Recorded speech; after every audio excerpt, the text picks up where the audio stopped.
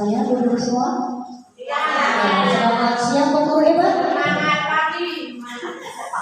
Pagi selalu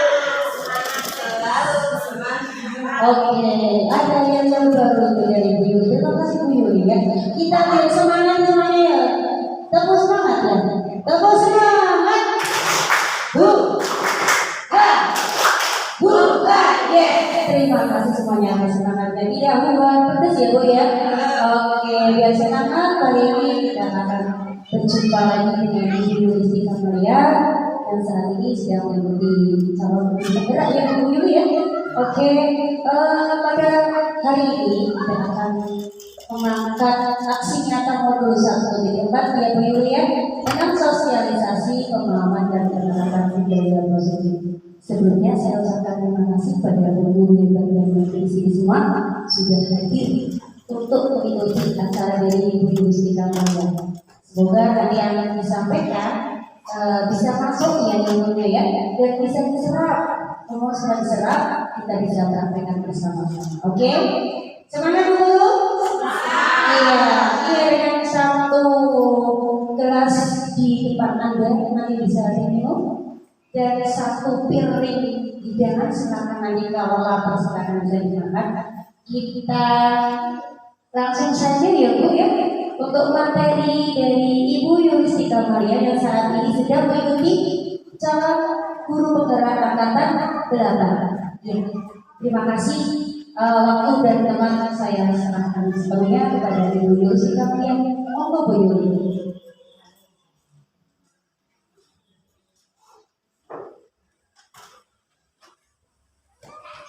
Terima kasih kepada Master of Ceremony kita Ibu Faizah. Baik Ibu Guru semua. Assalamualaikum warahmatullahi wabarakatuh. Waalaikumsalam warahmatullahi wabarakatuh.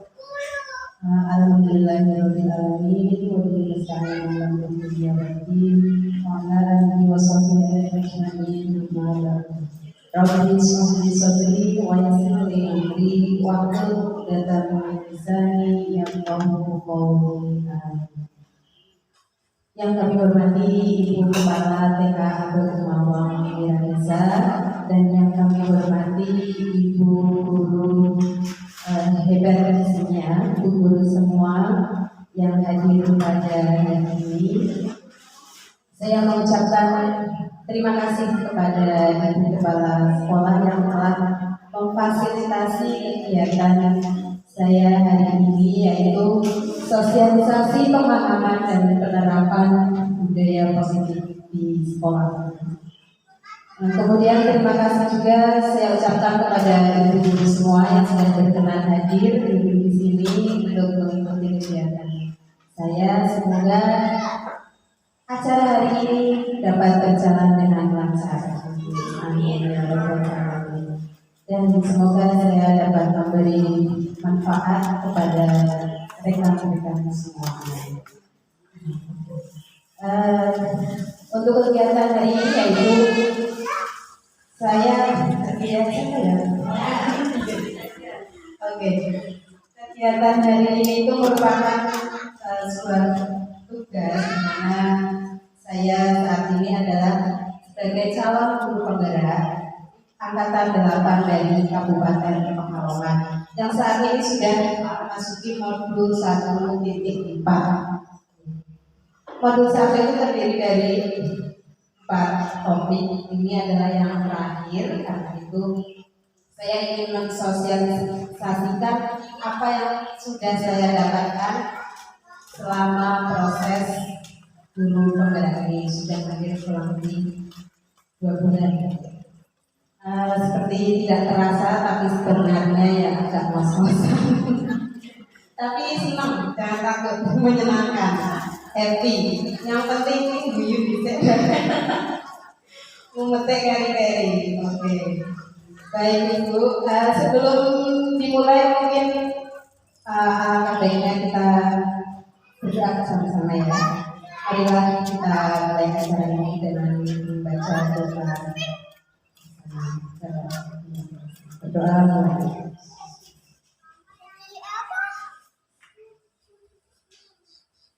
doa sebentar. Terima kasih.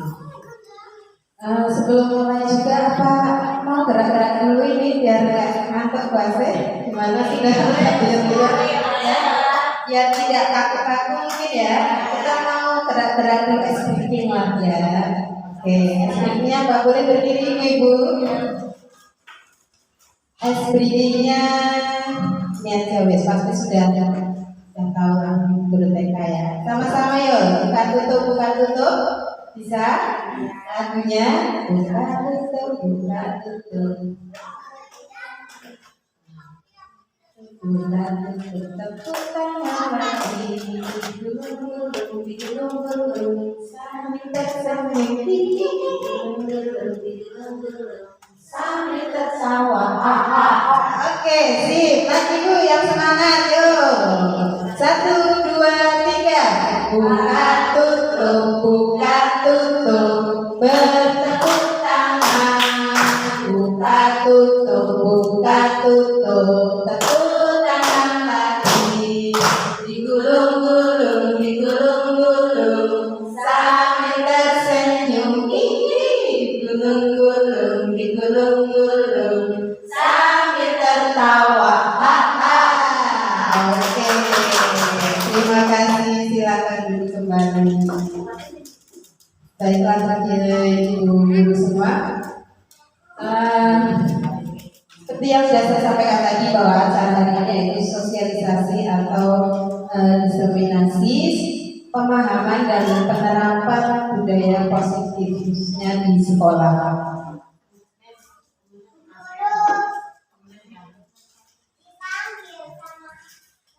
Oke, seperti yang sudah kita ketahui bersama ya bahwa di tahun pelajaran ini kita sudah menuju kepada kurikulum merdeka. Di mana kurikulum merdeka ini menjunjung filosofi dari pemikiran Ki Hajar Dewantara. Ki Hajar Dewantara ini adalah tokoh pendidikan yang dari zaman dahulu kala ya, zaman Belanda.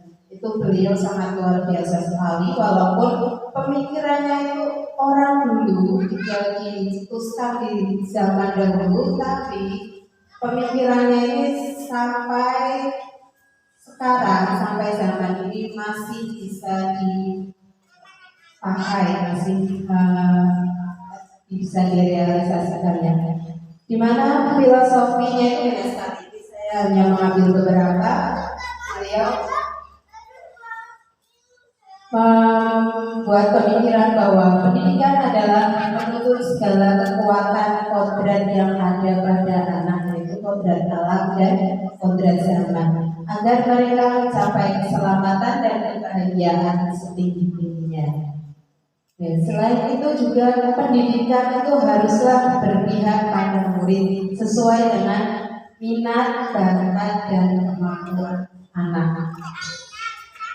Beliau juga mengungkapkan bahwa guru itu ibarat seorang petani, sekolah ibarat lahan atau tanah, dan murid itu ibarat benih.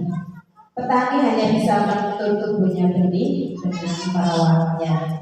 Ini masih sangat relevan apa tidak di zaman sekarang? Masih ya. Pendidikan harus berpihak pada murid. Nah,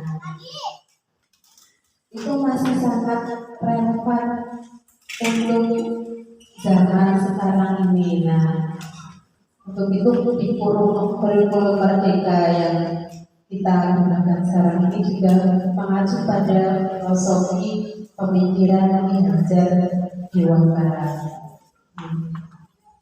Nah, selanjutnya dari pemikiran KHD tersebut, maka untuk membuat pembelajaran yang berpusat pada anak, untuk menjadi guru yang seperti petani tadi, itu tentunya seorang guru harus memiliki nilai dan menjalankan perannya agar mampu menuntun tumbuh kembangnya murid melalui pengajaran yang berpusat pada murid.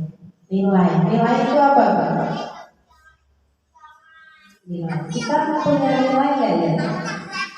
Pasti punya ya. Nilai itu ibaratnya seperti ini. Ketika kita ibaratnya gini, ketika kita menjalani, kalau berjalan-jalan, kita menemukan ada kertas, lembaran kertas, itu ada yang merah, dengan nilainya itu nolnya ada 5. Dengan lembaran ungu nolnya ada berapa? 4 ya. Itu kira-kira kalau disuruh pilih, kita akan pilih yang mana Bu? Yang merah pasti ya. Karena apa? Kenapa kita kok pilih yang merah? Oke, karena nominalnya lebih tinggi, karena lebih bernilai. Dia memiliki nilai yang lebih tinggi, lebih banyak. Dan begitu pun juga dengan peran guru, nilai dari seorang guru. Semakin dia memiliki nilai yang banyak, yang lebih, maka dia akan tentunya lebih bermanfaat, lebih bisa digunakan untuk banyak hal. 100.000 sama 10.000 tentunya bisa untuk, kalau belanja sayur 10.000 hanya dapatnya apa? Bawang merah berapa ya, seperempat. Kalau 100.000 udah dapat ayam, sayur ya, bumbu, seperti itu. Begitupun dengan nilai seorang guru. Makanya kenapa seorang guru harus memiliki nilai yang lebih. Di antaranya itu guru nilai, guru penggerak. Guru penggerak ini maksudnya bukan hanya saya sebagai CPD, semua guru di sini juga merupakan diharapkan menjadi guru penggerak. Gerakan itu panitia bergerak untuk sekolahnya sendiri ya, bergerak untuk diri sendiri. Nah, nilainya apa lagi Bu? Nilainya itu mandiri, reflektif, inovatif, kolaboratif, dan berpihak pada murid. Seorang guru tentunya harus mandiri ya.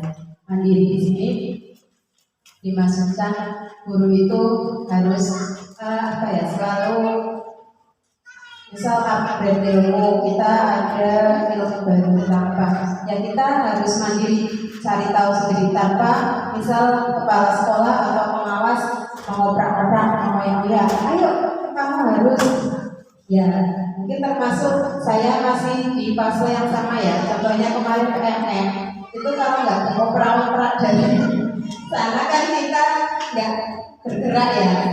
Nah itu juga nanti berarti motivasi kita ini belum sampai ke motivasi intrinsik atau dikatakan belum mandiri, masih bergantung kepada perintah atasan atau himbauan dari pengawas. Reflektif, guru harus selalu reflektif ya. Apa yang kurang-kurangnya hari ini aku mengajar itu apa ya, harus selalu refleksi untuk perbaikan pembelajaran di berikutnya. Inovatif tentunya harus inovatif.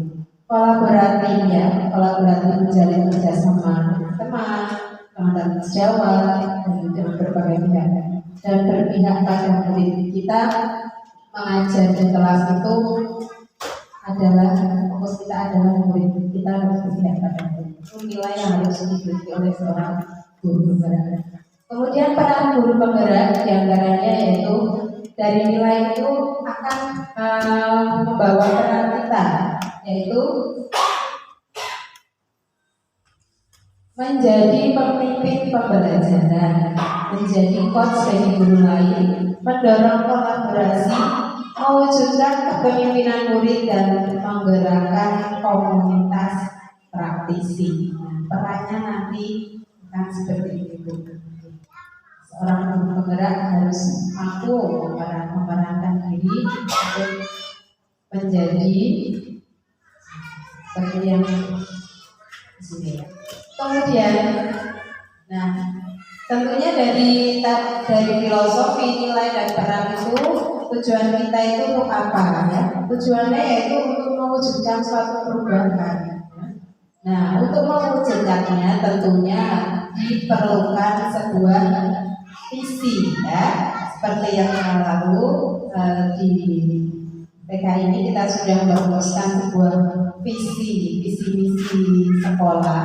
Nah, dalam visi tersebut tentunya ada langkah-langkah yang tepat untuk mencapainya. Kalau visinya itu apa serta tujuannya itu apa? Nah, visi dapat terwujud jika terdapat kerjasama dengan semua warga sekolah.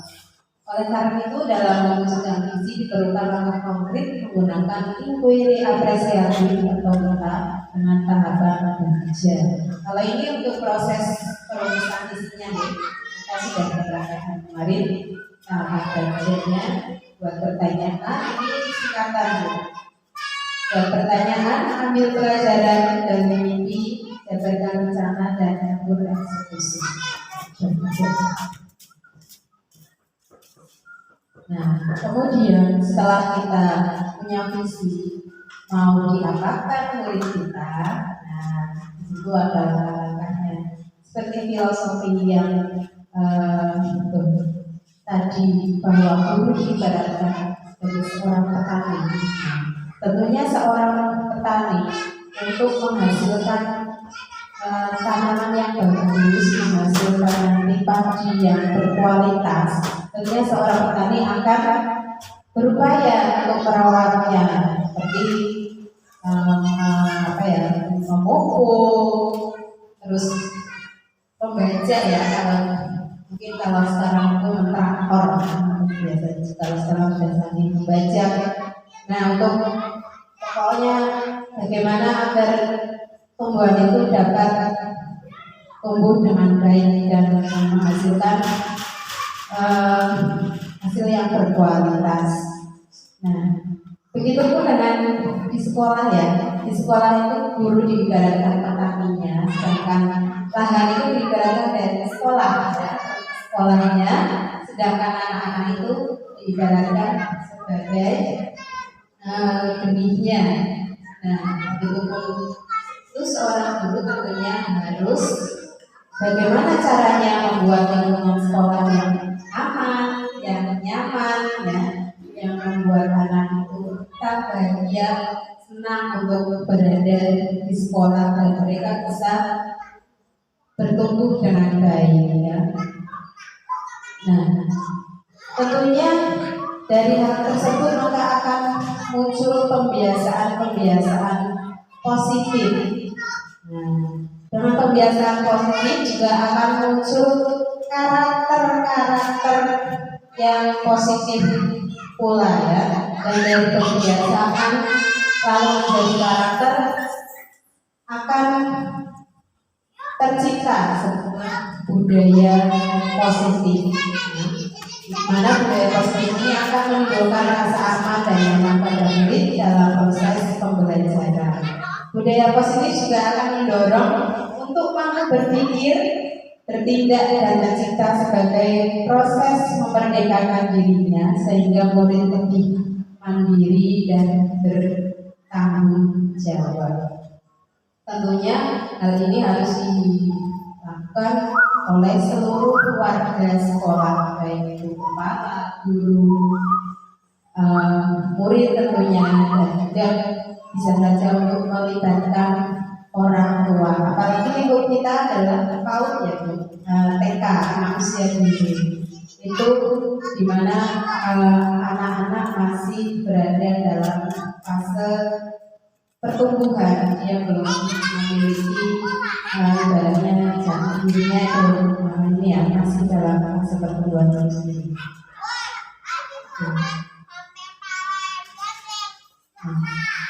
Kemudian di dalam modul budaya positif yang saya pelajari ini, konsepnya itu di dalamnya untuk mewujudkan budaya positif ini tentunya ada beberapa poin atau beberapa hal yang harus kita ketahui bersama agar kita bisa merealisasikan bersama. Di antaranya konsepnya itu terdiri dari disiplin sisi positif ada namanya teori kontrol, teori motivasi, hukuman dan penghargaan, posisi kontrol guru, kebutuhan dasar manusia, keyakinan kelas dan segitiga restitusi. Terasa asing ya Bu ini kalimat bahasanya ya. Nah, saya juga awalnya lapor gitu ya. Tapi insya Allah nanti semoga bisa dipahami.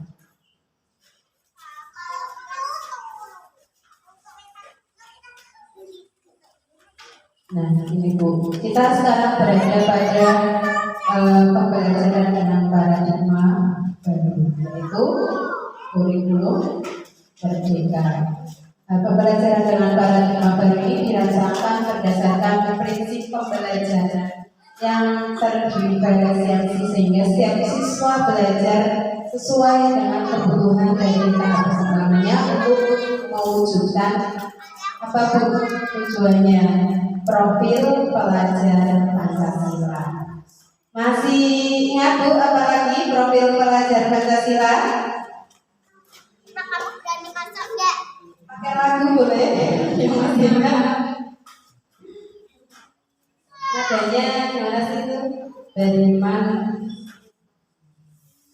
Yang masih ingat disebutkan enggak? Tidak apa-apa.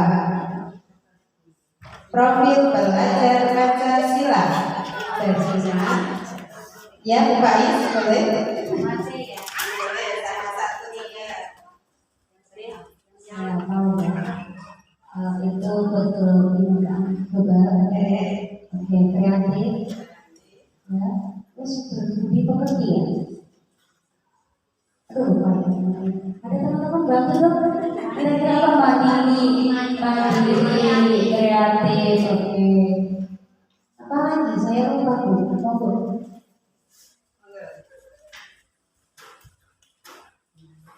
Dan iman, takwa kepada Tuhan Yang Maha Esa dan akhlak mulia.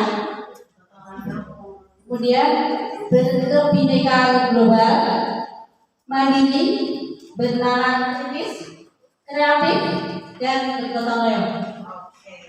Wah, tepuk tangan buat Ibu hebat. Wah, hebat sekali. Oke, kita buktikan. Nah, profil pelajar Pancasila yang beriman bertakwa kepada Tuhan Yang Maha Esa dan berakhlak mulia, berkebinekaan global, bergotong royong, mandiri, kreatif dan bernalar kritis. Nah, ini adalah muara atau tujuan dari pendidikan kita untuk membentuk profil pelajar Pancasila pada diri anak didik. Ya, wah, sepertinya berat nggak Bu tugasnya? Berat ya.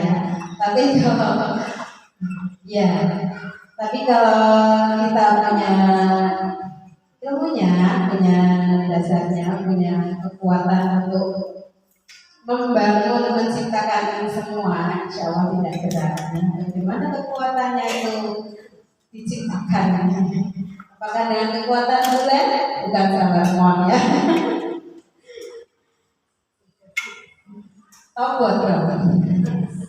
Oke, nah ini Bu. Perubahan paradigma. Nah, ini adalah ada sebuah kegiatan pemakaman. Nah, bisa dibaca Bu. Ada A dan B, ya. Satu orang A dan satu orang B. Cobalah cari kertas kecil, lalu tuliskan benda atau sesuatu yang sangat berharga untuk Anda. Ini ceritanya berharga, rahasia. Tuliskan sebuah rahasia ya. Letakkan di salah satu tangan Anda dan juga benda tersebut dengan segala daya kotak kepala. Diumpetin tuh sini ya. Nah, ini ada si B. Si B ini akan mencoba dengan sekuat tenaga dengan berbagai cara untuk meminta Anda memberikan benda tersebut. Si B ini bisa saja dengan membujuk atau bahkan mengancam, awas gue mulai aja, ya, menghardik, merayu, menyuap, kok agak seke ya, misalnya apa saja agar dapat membuka kepala tangan Anda. Kira-kira si A bagaimana ini?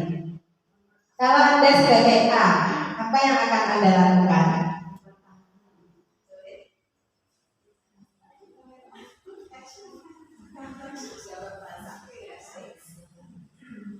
Mempertahankan agar apa yang kita buat tadi itu tidak diketahui oleh orang lain. Berarti aku pendirian. Sip. Ada lagi mungkin kan si B-nya itu dengan segala cara ya.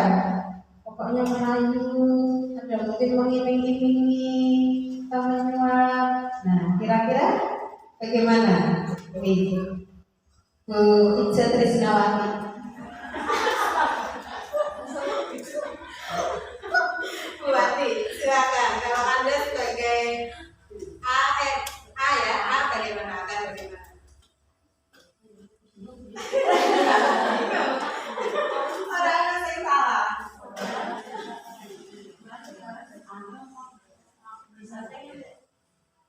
Ya, apa? Ya mungkin kalau saya Boleh pendapat sama, boleh lain. boleh sama boleh berbeda.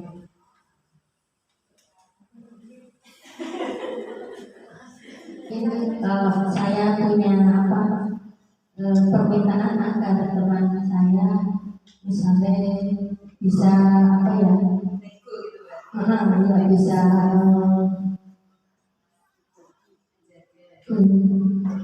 Rahasia. yang berrahasia seperti itu dulu. Oke. Wah, Berarti kalau Bu Wati itu mungkin akan membuka tantangan dengan syarat tadi negosiasi ya, tapi yo jangan bandel, tapi jangan belo seperti yo, ya mungkin maksudnya seperti itu boleh ya. Berarti kalau tadi Bu Ida yang teguh pendirian, apapun yang terjadi, walaupun gempa bumi tsunami, yang penting hidup ya.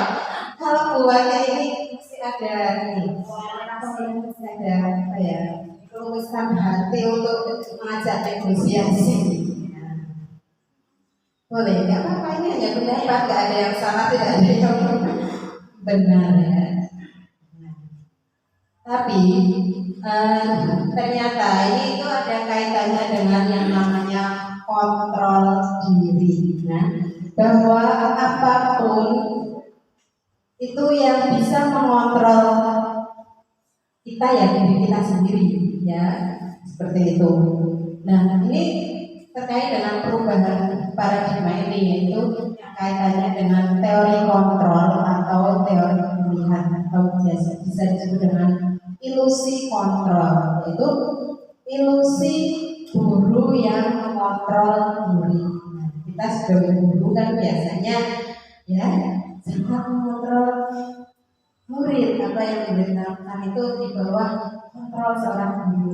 Ya, selama ini masih seperti itu ya, masih ada. Oke, ilusi bahwa kritik dan membuat orang merasa bersalah dapat menguatkan karakter. Ilusi bahwa semua penguatan positif efektif dan bermanfaat, dan ilusi bahwa orang dewasa memiliki hak untuk memaksa. Ya, itu tapi ini semua itu hanya sebuah ilusi. Kenyataannya bahwa yang dapat mengontrol baik itu anak, orang dewasa atau orang tua, siapapun itu diri sendiri. Nah, ini Bu, siapa yang sesungguhnya memiliki kontrol? Kalau dulu kan ini ada yang namanya stimulus respon dan teori kontrol atau pilihan. Kalau dulu kita masih berpikir seperti ini, ya, stimulus respon bahwa kita coba mengubah orang agar berpandangan sama dengan kita. Namun harusnya kita yang berusaha memahami pandangan orang lain tentang dunia, ya, bahwa pemikiran orang itu kan sangat berbeda-beda. Kadang kita mikirnya harusnya kita kan kayak gini, padahal orang lain belum tentu dia punya pandangan lain, ya. Terus perilaku buruk dilihat sebagai suatu kesalahan. Tentu ya, kalau sesuatu yang buruk itu kan ya salah, ya. Misalnya apa Bu? Suatu perilaku buruk, misalnya kalau kita manusia dunia, nakali temannya istilahnya ya, misal mendorong temannya, itu kan perilaku yang buruk. Ya pasti kita akan melihat anak itu berbuat kesalahan, ya. Nah, tapi di teori kontrol ini menyebutkan bahwa semua perilaku memiliki tujuan, ya. Tujuannya dia dorong itu apa, ya, tiada ada ininya.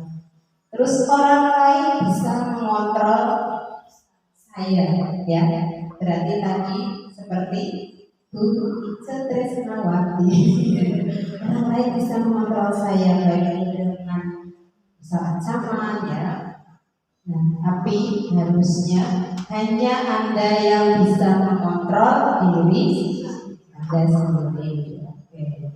Terus yang berikutnya, saya bisa mengontrol orang lain. Nah, kamu harus begini. Nah, dalam teori kontrol, Anda tidak bisa mengontrol orang lain.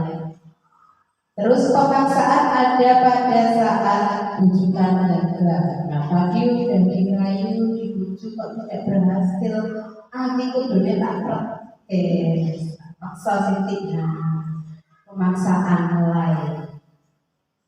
Tapi dalam teori kontrol bahwa kolaborasi dan konsensus menciptakan pilihan-pilihan baru. Terus model berpikir menang atau kalah, model berpikir menang. Gak istilahnya gak ini ya, bukan. Oke, kembali masih semangat ya Bu? Masih ya. Berapa menit ini? Kembali kepada budaya positif tadi, bahwa poin-poinnya yang harus kita kembangkan, kita pupuk di sebuah lembaga itu tentunya adalah sebuah kedisiplinan. Nah, disiplin tentunya disiplin positif. Kalau baik itu guru maupun murid. Dalam budaya kita, makna kata disiplin dimaknai menjadi sesuatu yang dilakukan seseorang pada orang lain untuk mendapatkan kepatuhan. Kita cenderung menghubungkan kata disiplin dengan ketidaknyamanan. Kalau disiplin itu kadang enak-enak itu ya, harus berangkat pagi, piket, harus disiplin, harus bangun pagi. Nah, padahal hawanya sekarang masih dingin, tapi harus disiplin. Nah, itu kalau disiplin itu sudah berangkatnya dari dalam, dari kita, itu akan mudah. Tapi beda lagi. Nah, kalau disiplin itu karena sebuah kepatuhan, ya, maka serasa tidak enak, ya, tidak nyaman.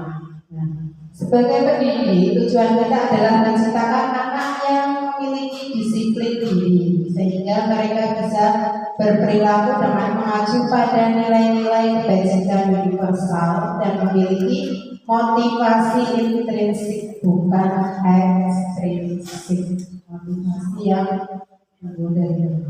Kalau kita manusia dini bagaimana Bu? Apakah sudah mampu seperti itu kiranya? Berat ya. Kenapa soalnya ini? Coba minta pendapatnya Bu Kepala. Kiranya Terima kasih Bu Yuni. Kalau menurut saya mereka itu kan barunya kuning, belum mengetahui apa ini disiplin apa bukan, masih istilahnya belum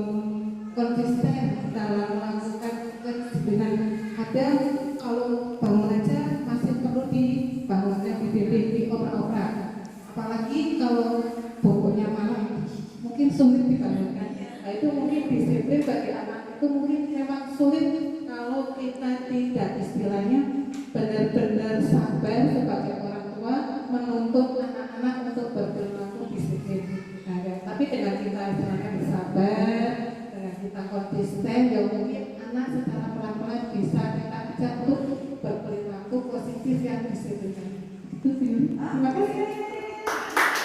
Kasih tepuk tangannya untuk murid. Betul sekali ya Allah. Ternyata tugas kita lebih berat Bu.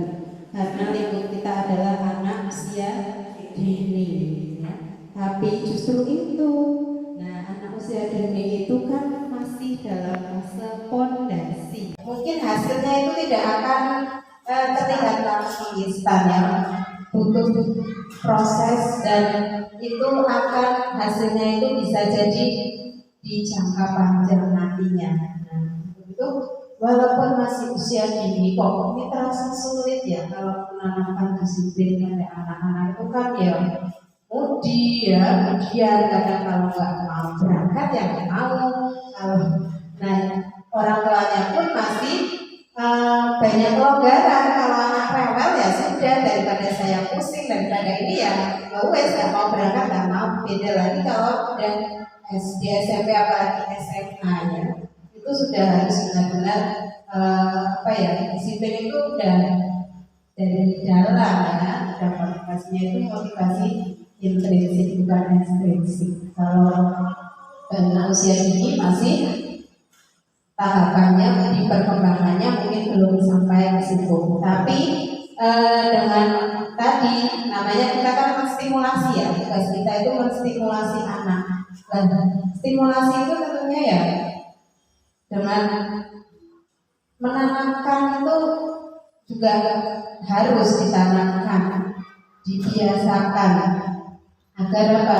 Setidaknya anak itu melekat punya kata-kata paling enggak kata aku mandiri seperti itu.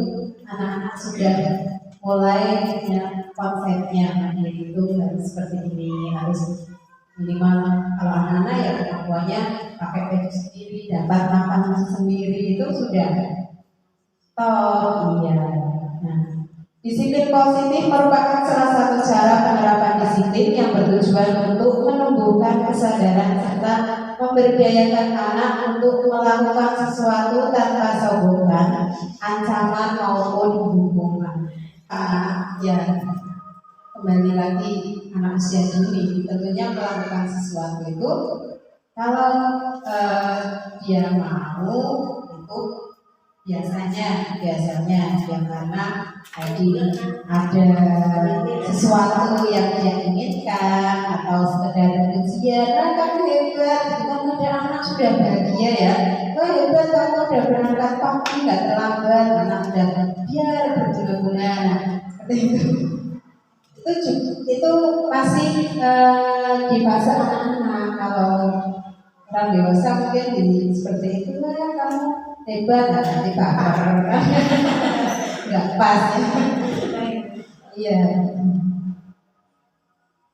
Nah, untuk menumbuhkan tadi disiplin itu tentunya harus ada motivasi ya. Motivasinya tadi bilang bahwa motivasi yang timbul dari dalam, motivasi intrinsik, motivasi perilaku manusia. Motivasi merupakan dorongan yang timbul pada diri seseorang secara sadar atau tidak sadar untuk melakukan suatu tindakan dengan tujuan tertentu. Nah, ini ada 3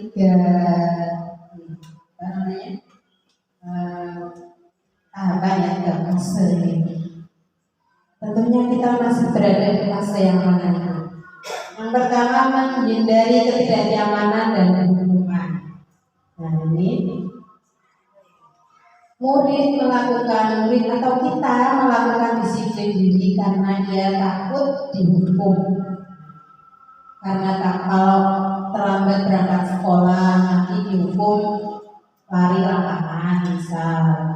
Kalau tidak memakai dasi atau tidak memakai sepatu, anak dihukum. Ini karena aku harus berangkat pagi biar aku gak dihukum lari ke lapangan. Itu merupakan masih motivasi dari luar atau ekstrinsik. Kemudian mendapatkan imbalan atau penghargaan dari orang lain. Ini sudah lebih baik sedikit ya, nggak takut dihukum tapi karena pengen imbalan, pengen dipuji, karena pengen kalau kita mau contoh kita kalau murid akan disiplin karena mendapatkan imbalan tadi seperti pujian atau dapat bintang ya, ini juga termasuk motivasinya itu masih ekstrinsik belum dari dalam diri karena tadi ada sesuatunya karena sesuatu. Kemudian yang paling tinggi adalah menghargai nilai-nilai kebajikan diri sendiri. Nah, nilai-nilai kebajikan itu seperti tadi Bu, pada profil pelajar Pancasila itu termasuk yang disebut dengan nilai-nilai kebajikan seperti mandiri, bergotong royong, itu nilai kebajikan. Kalau di sini mungkin kita sudah maju ke IHF karakter. IHF juga memiliki nilai kebajikan sendiri. Jadi ada yayasan-yayasan di Indonesia itu banyak sekali yang menganut. Jadi menjadikan nilai kebajikan itu sebagai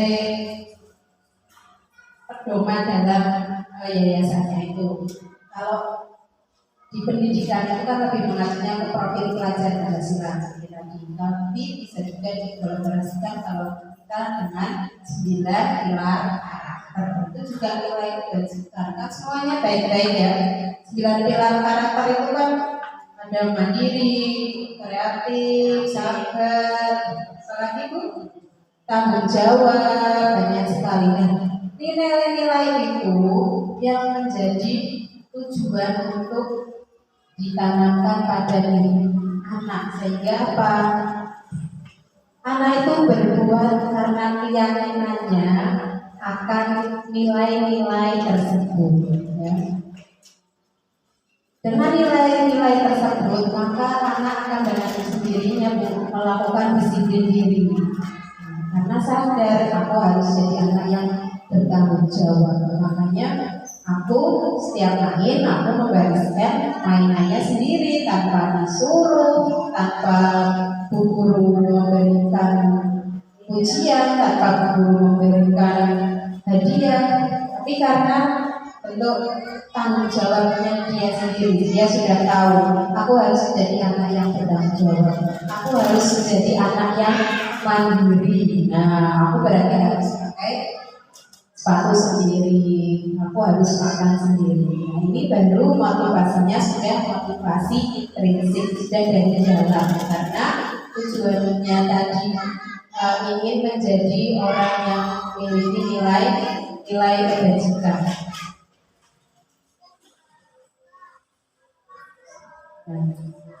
Selanjutnya di sini ada konsep disiplin dengan identitas gagal. Wah, kok gagal?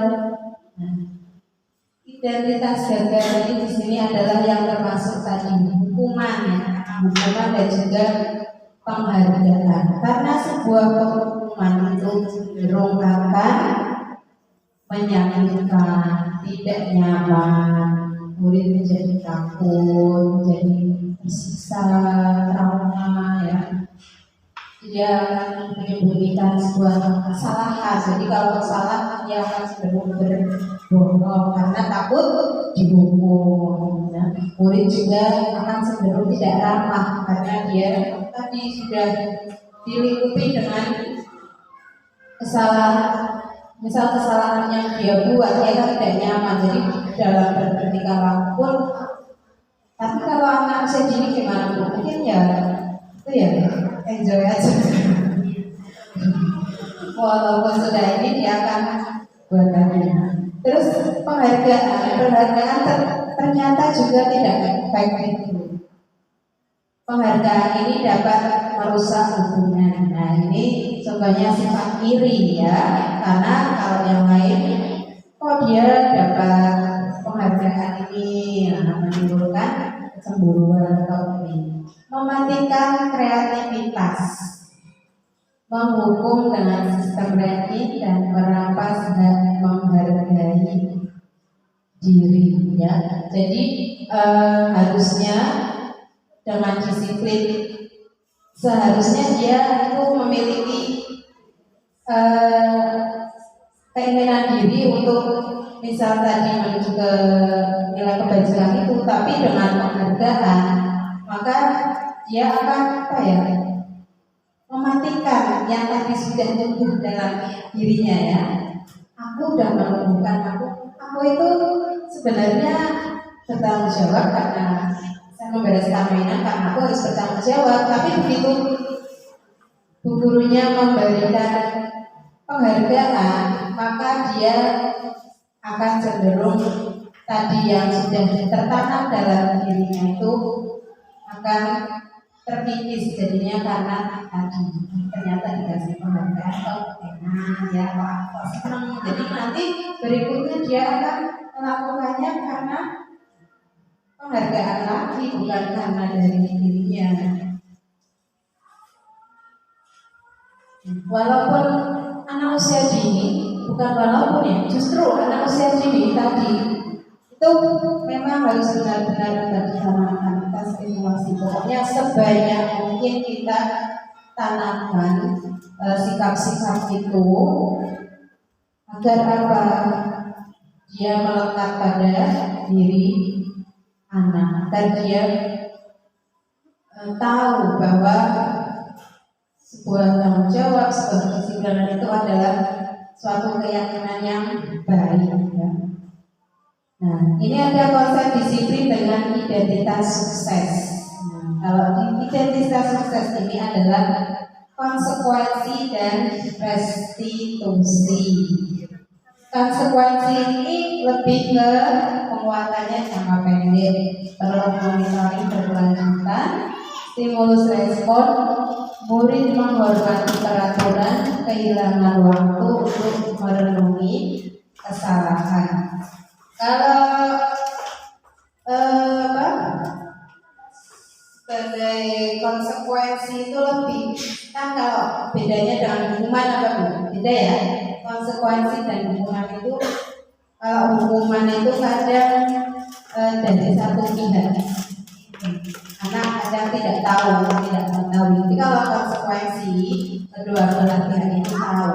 Kalau aku tidak disiplin, konsekuensinya ya misal kalau di lingkup SD ya, tidak mengerjakan PR, maka konsekuensinya ya tadi malam saya nggak mengerjakan PR, ya berarti nanti sebelum bel masuk atau ketika istirahat sebelum jam 7 dimulai ya saya harus mengerjakan gitu. Berarti konsekuensinya itu bisa diterima oleh orang tersebut. Kalau hukuman kadang orang itu sebenarnya nggak terima ya, cenderung akan mati, tapi beda dengan konsekuensi. Kemudian restitusi, murid bertanggung jawab untuk perilakunya. Nah, dia lebih fokus pada pemecahan masalah dan jangkanya lebih panjang.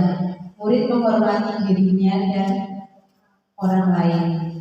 Nah, ini masuk teori kontrol, dirinya yang memegang kontrol, dan murid bersemangat untuk memperbaiki kesalahan. Ini untuk restitusi nanti akan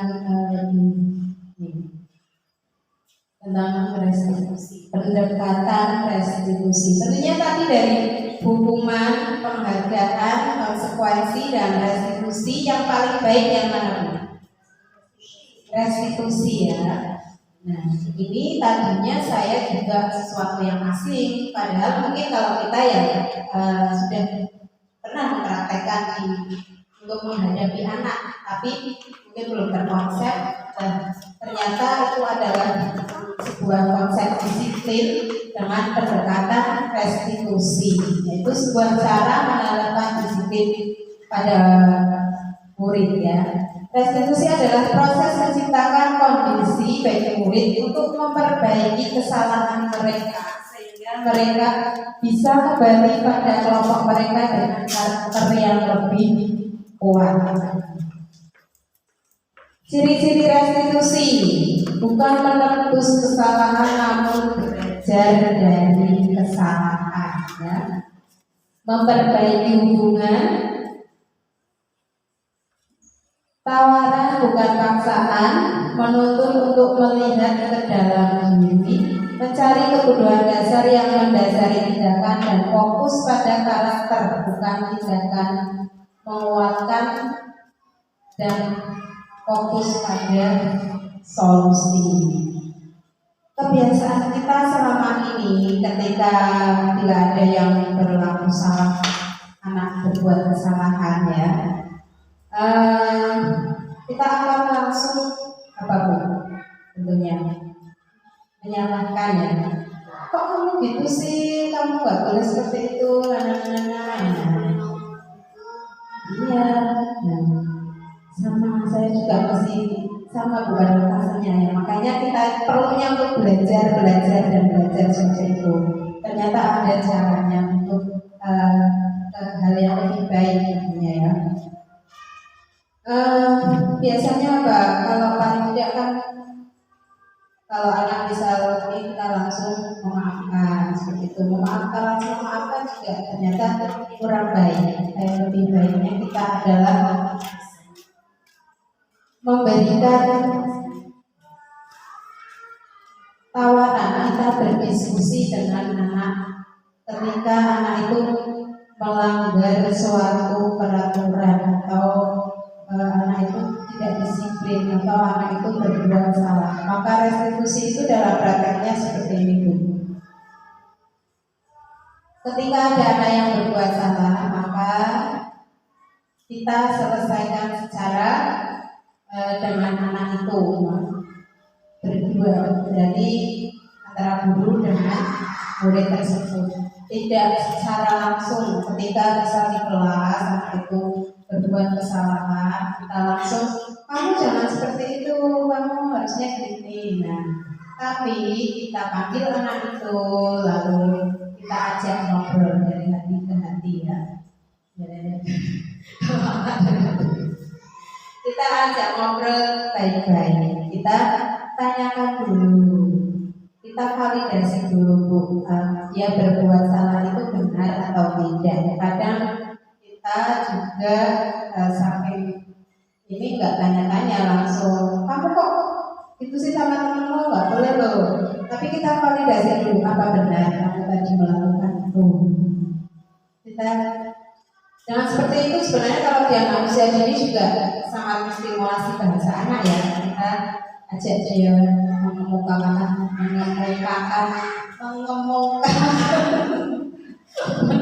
pendapatnya. Ini nanti masuk TikTok ya,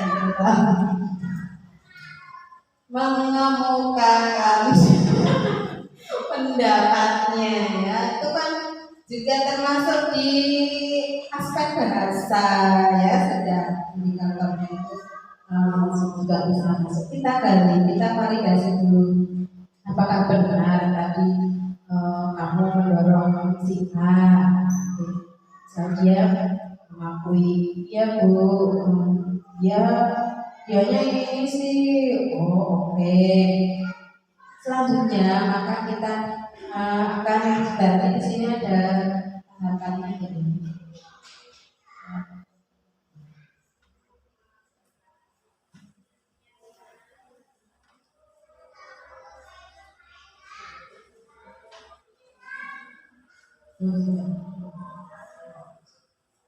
Oke.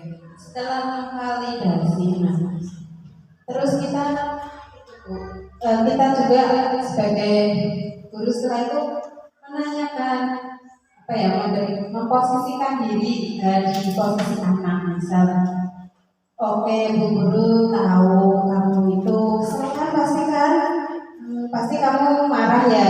Misal karena anak itu kan temannya bermain terus didorong, kamu marah kan pasti teman mainanmu direbut sama si B. Iya bu, aku kesel banget. Nah, sebagai guru sebaiknya langkahnya seperti itu. Selama validasi kita memposisikan diri sebagai si anak tersebut. Kita merasakan kekecewaannya, kita merasakan kemarahannya, dan kita mencari tahu mengapa dia berbuat seperti itu. Ya. Terus lalu kita tawarkan, oke, tapi menurut kamu yang seperti kalau kamu mendorong si B itu menurut kamu baik tidak? Tapi pasti anak akan berpikir ya dari situ nggak baik. Itu akibatnya nanti bagaimana? Kita jadi seperti itu Bu dalam menyelesaikan sebuah permasalahan. Oke, kalau begitu langkah selanjutnya kira-kira kamu akan bagaimana? Kalau kamu sudah berbuat seperti itu, dia akan berpikir lagi. Kita mencari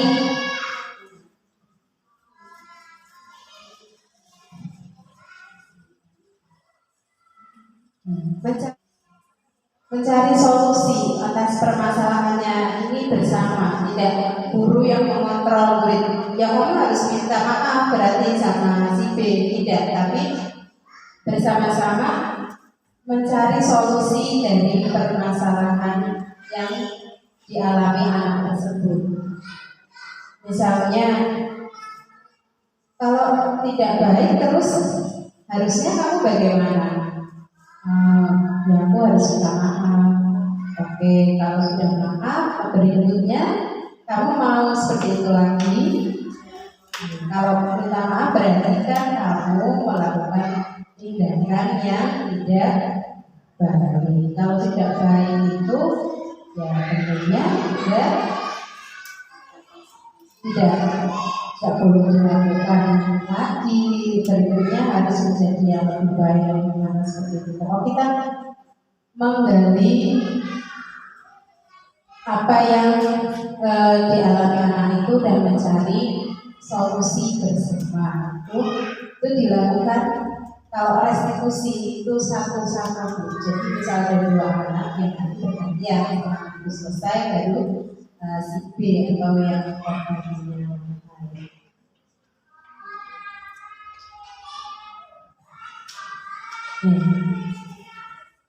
Perbedaannya ya, kalau ada siswa berantem dengan teman lainnya, kalau hukuman guru akan menghukum siswa tersebut bisa dengan membersihkan kamar mandi. Kalau yang tingkat ya, guru marah dan siswa jadi takut. Nah, kalau konsekuensi, guru memberikan konsekuensi siswa menulis perjanjian tidak mengulangi sebanyak 33 kali.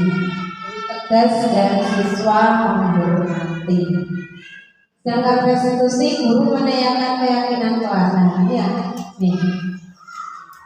Tadi hampir lupa. Ketika kita menyelesaikan masalah yang seperti tadi itu, kita tanyakan kembali. Kamu tahu kan keyakinan kelas kita atau peraturan kelas kita? Terus sekarang yaitu lebih ke bukan peraturan tapi keyakinan kelas ya. Kamu ingatkan keyakinan kelas kita itu apa? Nah, bisa harus saling menyayangi. Nah, berarti kan kita harus melaksanakan itu. Keyakinan kelas kan dibuat bersama dan disetujui bersama ya. Terus guru lebih terbuka dan siswa menghormati dirinya dan orang lain.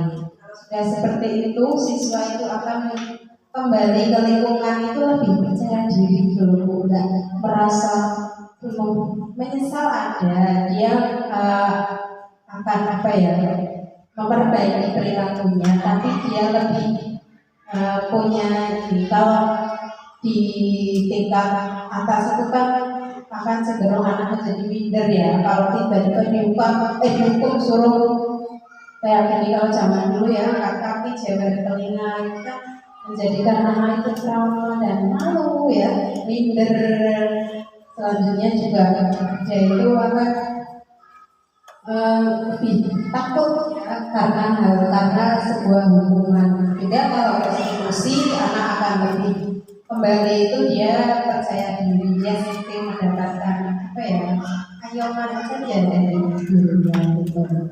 Dia akan terbuka, dia akan lebih terbuka di lingkungannya ya, tidak minder. Saya punya video tuh. Saya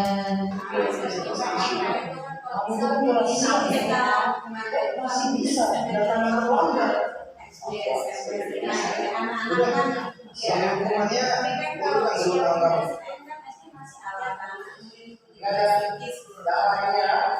Jangan jongkok dari orang jongkok. Ada yang ngajakin dia lagi. Tahu kan?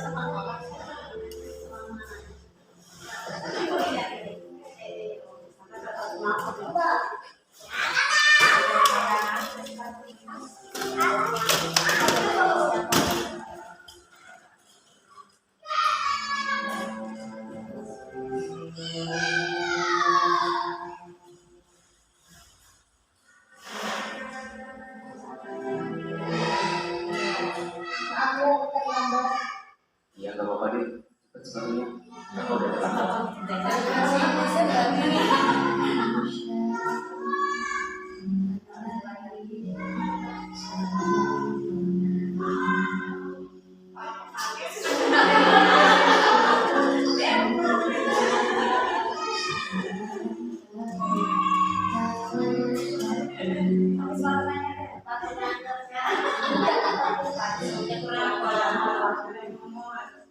Itu jangan kenapa deh. Oh, nanti diobati. Iya